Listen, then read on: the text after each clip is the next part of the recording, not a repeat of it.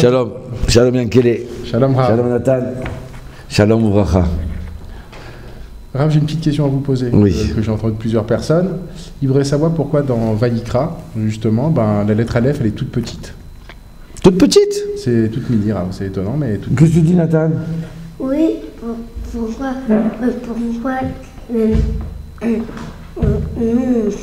Le Aleph, il est petit dans la Torah. c'est bizarre. Donc tu as Vaïkra, et à la fin du mot, au lieu d'écrire un Aleph normal, il y a marqué un Aleph petit. C'est drôle ça. Alors moi, écoute-moi bien. En France, j'ai appris les majuscules. Donc au début d'une phrase, on met une grande lettre, d'accord? Un nom important, un prénom, une grande lettre, une majuscule.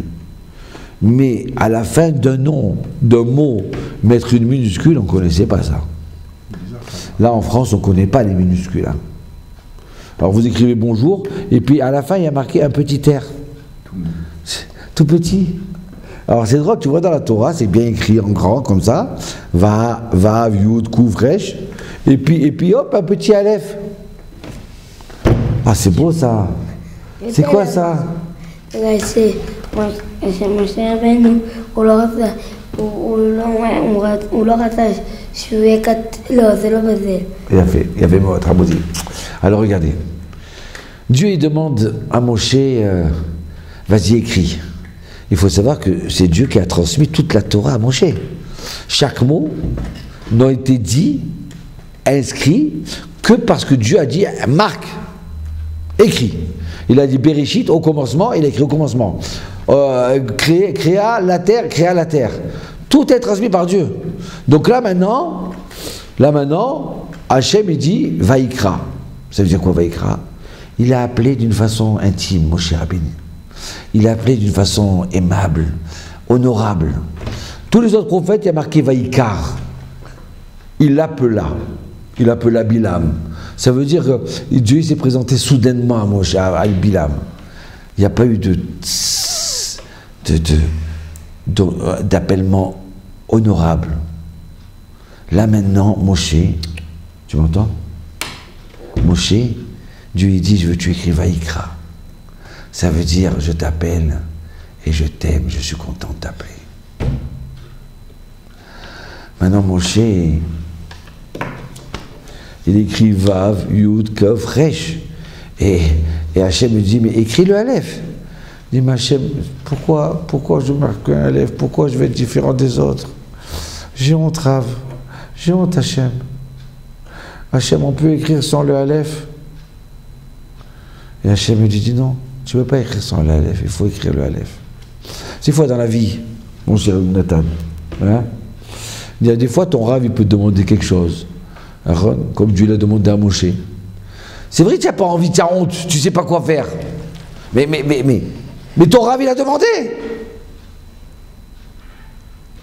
Donc on fait. J'ai une belle histoire où mon Rav, à moi, le Rav Tzion Boaron, tzaddik, Tabit Racham et humble. Alors une fois, je suis parti avec moi et ma femme chez lui à la maison. Dans sa maison, déjà, je l'étais rangé dans sa maison un vendredi après-midi. Il était malade. Il dit à sa femme, vas-y, bravo, vous voulez un thé, un café? Alors je dis, non, je ne vais pas vous déranger. Ça suffit. Je suis venu vous voir, juste vous dire shalom, et je repars. Non, prenez un thé, un café. Et alors la rabbinite, la femme du Rav, elle dit alors à ma femme, vous voulez un thé avec du sucre? Alors moi je dis à la rabbinite, non, ne vous dérangez pas, on veut pas. Alors elle répète encore, vous voulez un thé avec du sucre? Je vous dis, je vous en supplie. Vraiment, ne me gênez pas, on ne veut pas de thé. Alors elle me dit, mais vous ne comprenez pas. Le Rav, mon mari, il m'a dit de faire un thé. Moi, je dois faire le thé.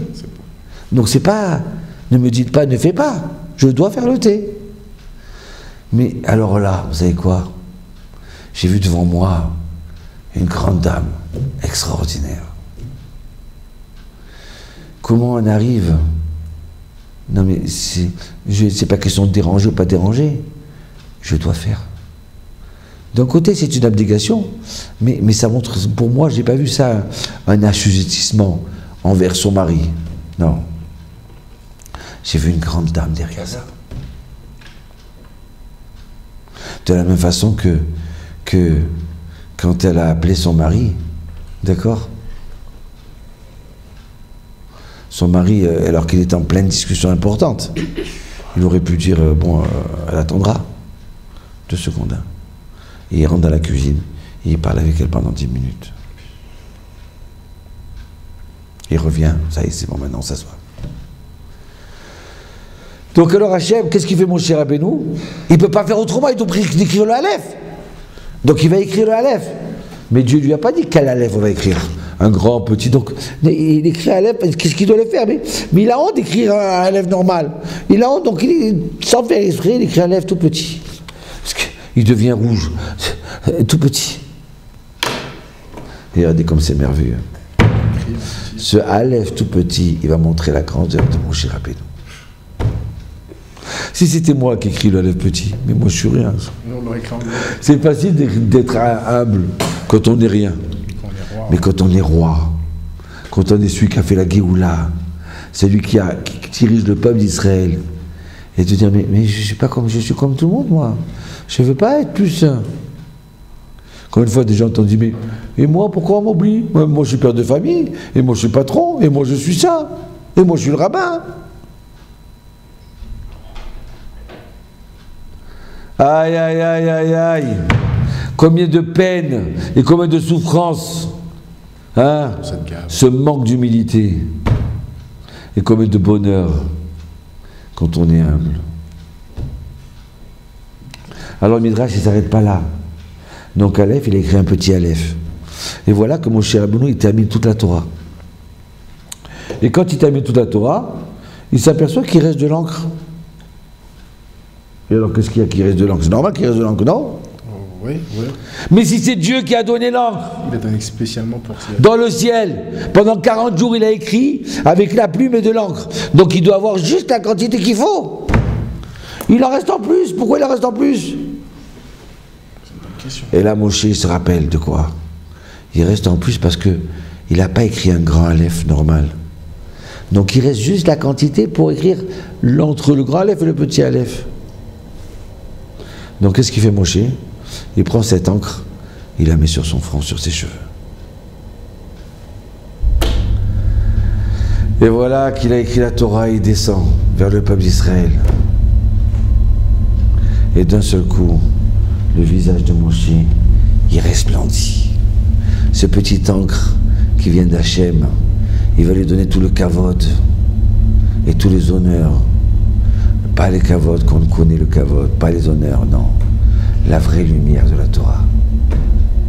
Moshe, il va commencer à comprendre des choses extraordinaires. Il s'est tellement rabaissé qu'il commence à comprendre tout le monde.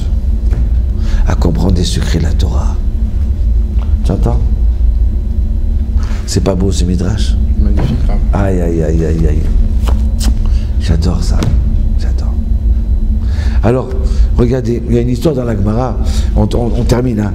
Une histoire dans la Gemara, regarde mon cher ami, elle raconte l'histoire de Hillel. Hillel, et voilà que il y a marqué que 2 hommes, ils ont parié. Paragraphe 2, page 21, d'accord, 30 et 31. C'est 2 hommes, 2 juifs qui parient entre eux d'énerver Hillel. Et ils parient 400 pièces d'or. Zouz. Alors dis moi je vais te montrer que je vais m'énerver. Et on se trouve le vendredi après-midi, le moment le plus dur de la semaine. C'est pas le plus dur en vérité, c'est le moment où on doit se préparer. On doit essayer d'oublier toutes nos affaires, aller se laver, aller s'habiller pour Shabbat, pas samedi matin, déjà vendredi après-midi. Mettre sa cravate, comme si on allait à un mariage, pas en jean, pas en savate. On va rencontrer la reine du Shabbat. Donc on est à la dernière heure, ou les 2 dernières heures, et il rentre dans la douche, et il se frotte la tête. Et là, il y a quelqu'un qui tape à la porte. Où il est Hillel? Où il est Hillel? Déjà, Rav, ça veut dire quoi Hillel? Ça veut dire quoi? Hillel, c'était pas n'importe qui. C'était le coéquipier de Shammai. C'était le Gadol Hador, le grand rabbin d'Israël avec Shammai. D'accord? Ça vous rappelle pas chamailler? Bon, on verra ça une autre fois. Alors, il est tout de suite, il sort de la douche, il se sèche les cheveux. Alors il était en plein savonné, hein, donc il enlève le savon en vitesse et il se couvre. Il lui rapporte, oui mon fils, qu'est-ce que tu veux? Il dit, je voudrais poser une question. Pourquoi la tête de ces certains peuples, elles sont ovales? D'accord? Il avait une question comme ça. Alors lui, qu'est-ce qu'il lui dit? Regarde, regarde. Il lui dit, quelle grande question tu me poses. Quelle grande question tu me poses. Je vais te répondre. Parce que les femmes, les sages-femmes, quand elles accouchent les enfants de chez eux, elles ne savent pas très bien faire le travail.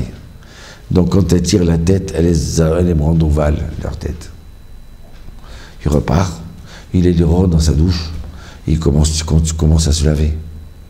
Il attend un petit moment, il retape à la porte. Dès qu'il a tout le savon, il est là. Où il est, il est elle, où il est, il est elle. Et vite il se rince, il n'a pas le temps de se frotter, il se recouvre, il ouvre la porte, il dit, oui mon fils, qu'est-ce que tu veux?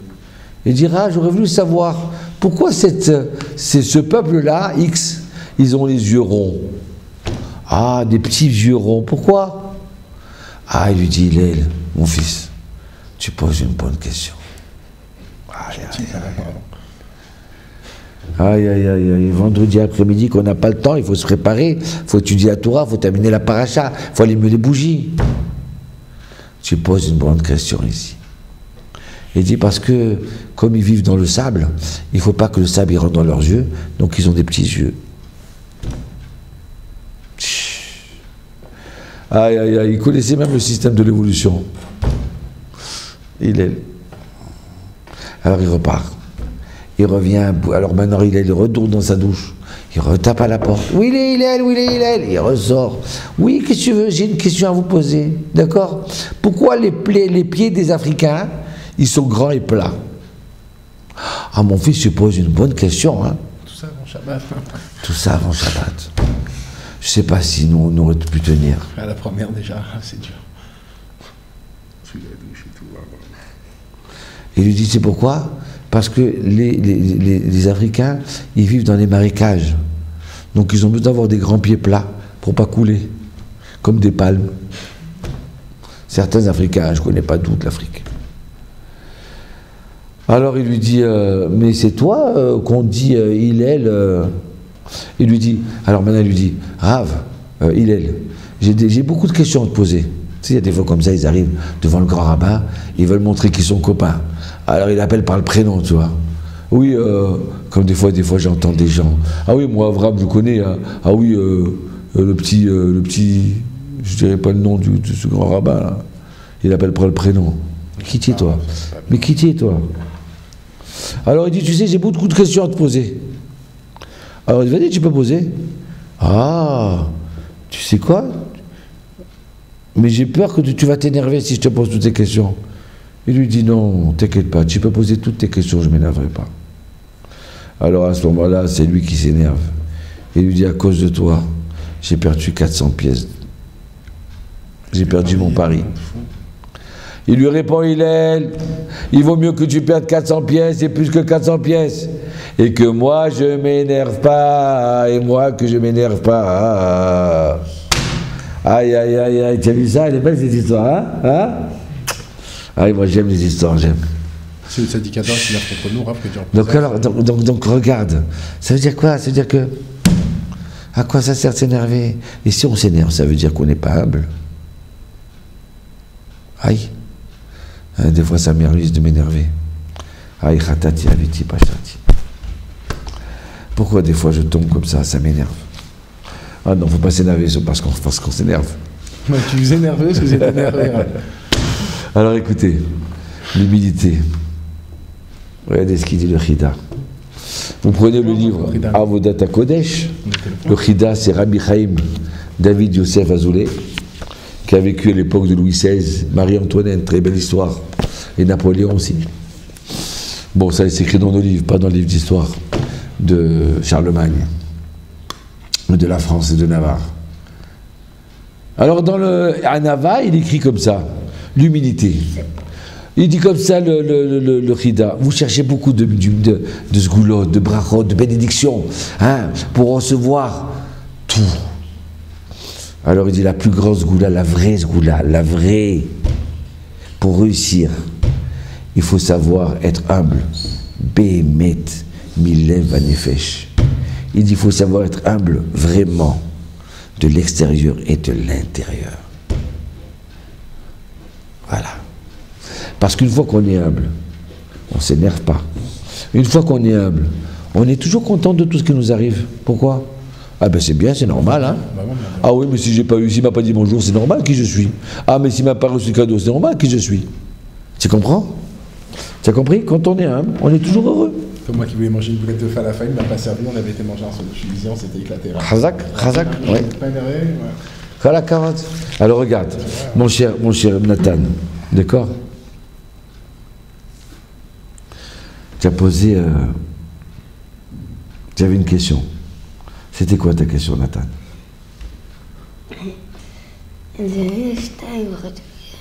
Comment un enfant, tu m'as dit, comment un enfant il peut être humble? Oui, c'est ce qu'il a dit, voilà. Comment on peut rester un âme en tant qu'enfant? Aïe, aïe, aïe, aïe, aïe, aïe, aïe, mon fils Nathan. C'est vrai que les midotes, les qualités, il faut les enseigner aux enfants. D'un côté, on a besoin de grandir l'enfant, de lui dire tu es plus beau, tu vas réussir, c'est extra. C'est vrai, on a besoin de l'aimer, de lui dire il n'y a que lui qu'on aime. Mais on a besoin aussi de lui apprendre les qualités humaines, l'humilité.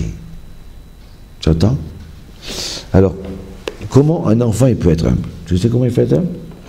Aujourd'hui, c'est l'anniversaire de ton frère. Aujourd'hui, c'est l'anniversaire de ton copain. D'accord?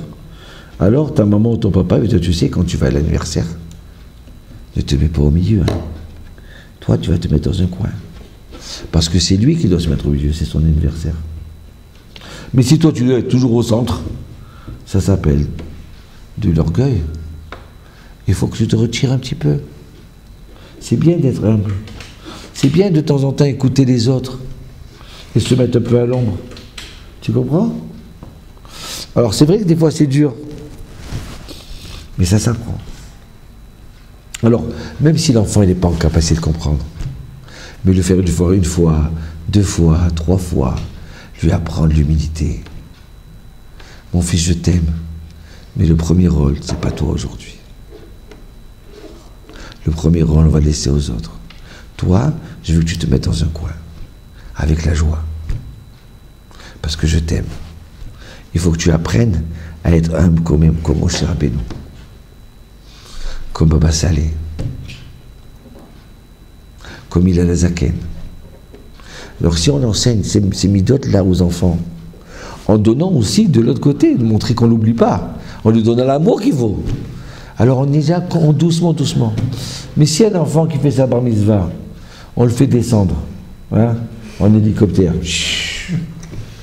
toute la journée, toute la soirée, on pense qu'à lui, il n'y a que lui qui existe. D'accord? J'en ai mis plein les yeux à mes copains. Mais quelle humilité on peut lui créer? C'est vrai que c'est lui le bar mitzvah.